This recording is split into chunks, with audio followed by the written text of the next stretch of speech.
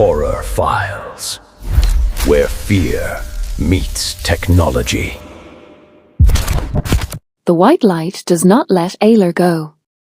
It tightens. It crushes.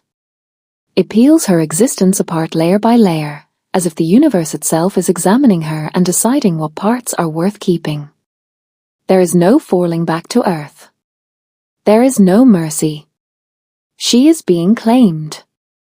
Her thoughts scatter. Her bones feel rewritten. Her heartbeat fractures into echoes. When sensation returns, she is lying on ground that pulses like a living organ. The land breathes beneath her. This is not a welcoming world. This is a world poised mid-destruction. Kale stands nearby, his face stripped of all arrogance. "You crossed too deeply," he says. "There is no between anymore." Ayla feels it instantly. Not eyes. Awareness. The realm knows she is here. And it is hungry. This realm is not governed. It is dominated. Power belongs to those who have spilled enough blood to make the land remember their names. 3 figures rise when Ayla arrives. Varek of the Bone Plains. A crown fused directly into his skull. Sigils carved into his flesh, glowing with bound souls. He sacrificed his own bloodline to anchor territory into his veins. Nixerer of the Black Mire. Her armies move without sound. They cast no shadows. She was the first to tear the veil intentionally and survive. Thorn, the Old King. Ancient beyond timelines. He does not rule land. He rules knowledge. Every prophecy bends around him. They do not meet. They do not debate. They simply agree. The key must be controlled. Ayla must be bound. War without decision. Ayla chooses nothing. And that is enough.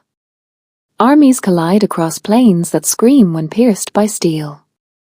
Citadels collapse while begging not to be destroyed. Creatures pour from veil fractures, things with no faces, feeding on memory, fear, and identity. The truth becomes clear. This world does not want her presence. It wants ownership of what she unlocks. What remains of the ancient governing order issues a final law. The war ends only when the key is bound. Binding does not mean protection. It means containment. Ayla is forced into union with Varek. There is no vow. No tenderness. Only ritual carved into flesh and sky. The heavens bleed during the binding. The veil thins. Reality shakes. Varek never touches her. He says only, "You are not my wife. You are the lock on a door that terrifies gods."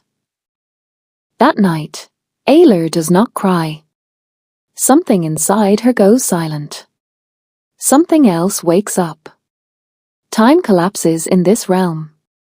Years dissolve into moments. Ayla bears children that break natural law. One speaks with voices of the dead. One sees endings before beginnings. One touches the veil and makes it bleed. The ruling order demands their execution. They call it balance. They call it survival. Ayla calls it war. She burns territories to the ground. She tears rulers from their thrones. She binds horror creatures into the very laws of existence. Varek is imprisoned alive, sealed into living stone, forced to watch the world move beyond him. Her titles spread across realms. Breaker of the Veil. Mother of the Unallowed. The Widow Queen. The realm survives. Ayla does not remain untouched. In the chaos of conquest, the impossible happens. The stone of passage disappears. Earth becomes unreachable. The veil destabilizes. Ayla is trapped. She searches for centuries. Dead gods. Cursed ruins. False prophecies. Choices that rot her conscience. Always too late. Always one step behind. Eventually, the wars end. The realm stabilizes. Her children walk dangerous paths of their own. Ayla becomes uncontested. Not loved. Not forgiven. Unchallenged. Then, the stone is found. Cracked. Weak. But alive. Ayla speaks once. Now I return. Earth feels fragile when she returns. Too quiet. Too small. She finishes what was left undone. Arranges lives. Fulfills promises. Lives simply beside her mother. The stone finally dies. No repairs. No replacements. No regret. Because when the spirit realm calls, she no longer needs a gate. She steps through reality itself. The veil does not open for her. It moves aside. Ayla was never meant to choose a world. She was meant to hold them together. Human by birth. Queen by curse. Eternal by consequence. She turns away from the edge of existence and walks forward. The veil seals behind her. Ayla believed the war was over. That was her first mistake. Power stabilizes worlds, but children reshape them. The veil does not fear queens. It fears inheritance. They grow faster than time allows. Not as monsters. Worse. As something new. Hears voices that never lived. Remembers deaths that never happened. Knows secrets before they are spoken. He does not sleep. When he closes his eyes, the dead wake. Sees endings like reflections. Refuses to intervene. Watches worlds collapse with calm eyes. She never warns anyone. Because she knows warning changes nothing. The youngest, the bleeder, touches the veil. Makes reality scar. Causes places to rot without decay. Where he walks, the realm remembers pain. The veil begins to behave strangely. Not tearing. Correcting. Creatures crawl out that were never summoned. Laws fail selectively. History rewrites itself mid-sentence. Ancient entities awaken. Not gods. Auditors. They were created to erase anomalies. And Ayla's children are anomalies written in blood. The veil was never a boundary. It was a filter. A defense mechanism separating realities that should never overlap. Ayla broke it. Her children replaced it. They are not rulers. They are functions. Living laws. And laws do not love. For the first time, Ayla is divided. Queen logic says. Queen logic says. The realm must survive. Mother instinct screams. Not at this cost. The council returns in a new form. Not political. Biological. They offer a solution. Erase the children from existence. And seal the veil permanently. One world survives. The other becomes unreachable. Ayla has ruled wars. This choice terrifies her more. Before Ayla decides. The children act. The listener opens a corridor made of memory. The witness steps into a future that rejects her. The bleeder tears a wound so deep the realm screams. They do not rebel. They execute design. They were never meant to be protected. They were meant to end something. The auditors finally speak. You were not the first key. You were the last test. Ayla was never chosen to rule. She was chosen to see if love could interrupt function. It failed before. It almost succeeds now. Ayla makes a decision no ruler ever has. She does not erase her children. She does not sacrifice a world. She does something worse. She steps into the veil permanently, becoming the living seal. No throne. No body. No return. The children vanish. The auditors retreat. Reality stabilizes. History rewrites itself one final time. On Earth, mirrors sometimes fog without reason.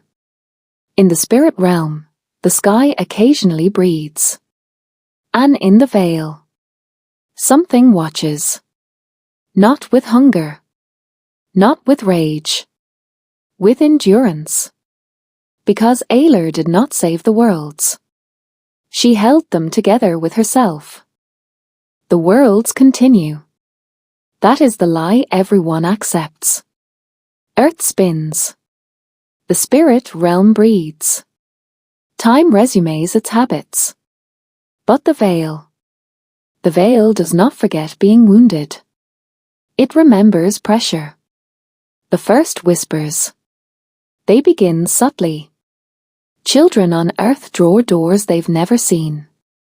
Animals refuse to cross certain thresholds. Mirrors hesitate before reflecting. In the spirit realm, laws hold, but feel strained, like muscles pulled too far. Something presses from the inside. Not trying to escape. Trying to understand why it was stopped. The truth about Ayla. Ayla is no longer a person. She is not imprisoned. She is distributed.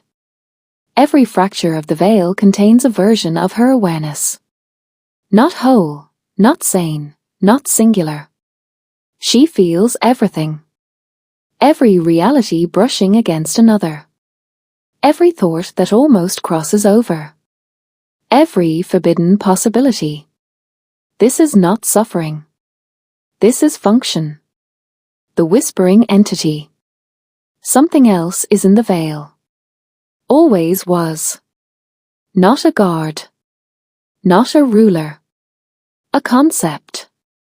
The thing that exists when separation fails. It speaks without language. And Ayla understands it perfectly. You were never meant to stop us. You were meant to slow us. The veil was never a wall. It was a delay. The horror, the cycle. Ayla sees the pattern. Worlds grow. Worlds collide. Keys are born. Some fail immediately. Some rule. Some destroy. All end the same way. Absorbed.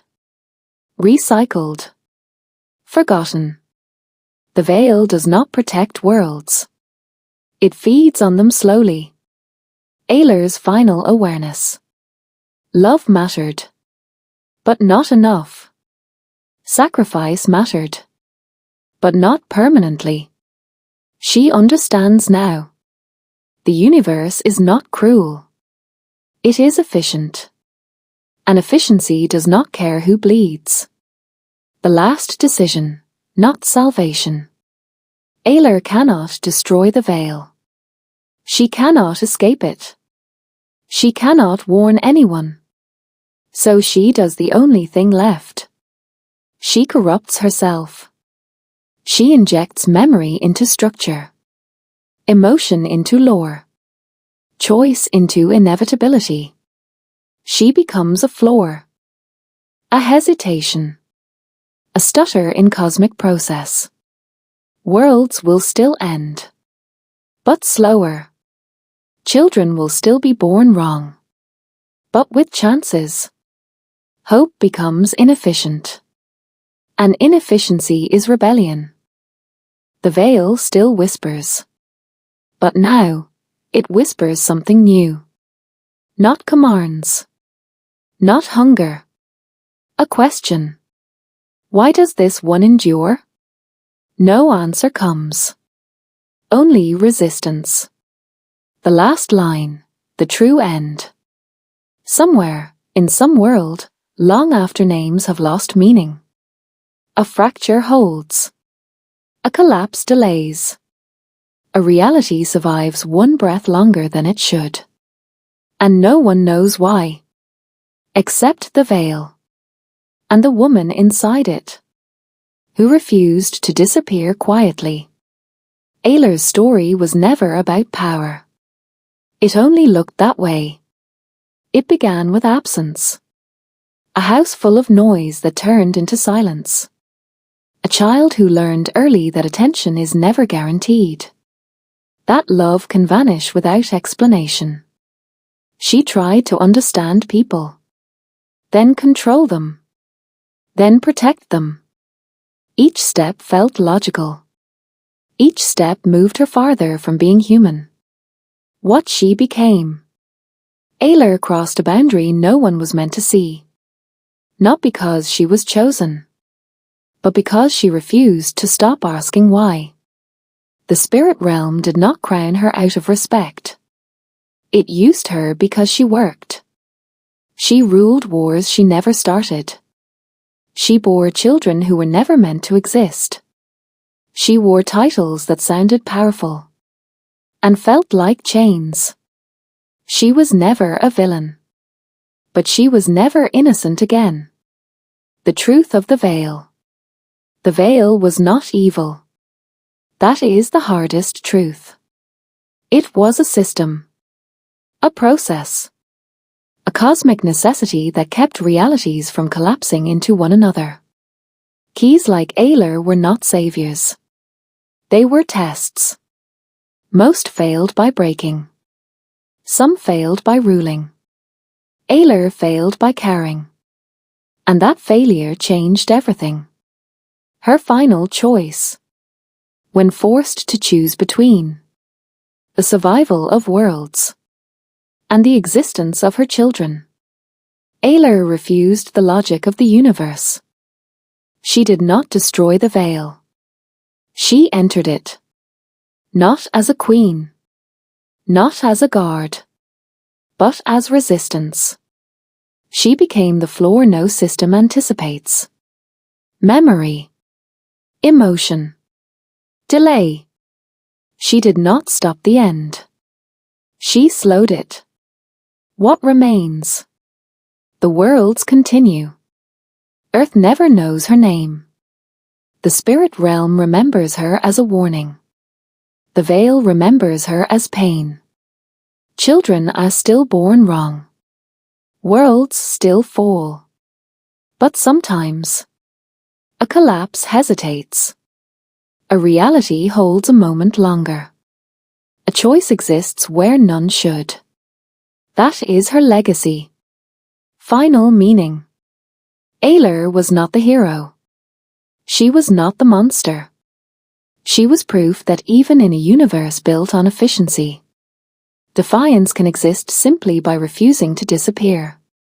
She did not save everything. She made survival possible. And that was enough. The last line. The universe will end someday.